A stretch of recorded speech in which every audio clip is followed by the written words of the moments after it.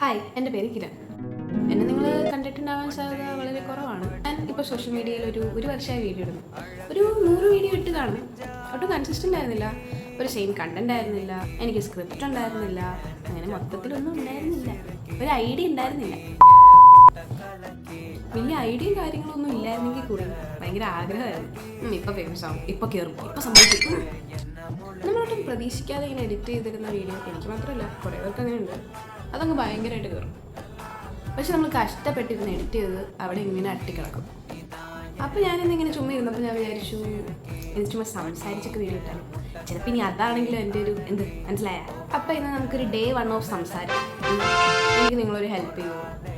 എന്തോന്ന് വെച്ചാൽ ഇങ്ങനെ 2-3 ഐഡിയ ഒക്കെ പറഞ്ഞാൽ എന്തോ ഇങ്ങനെ പറയുക, എന്ത് സംസാരിക്കുക.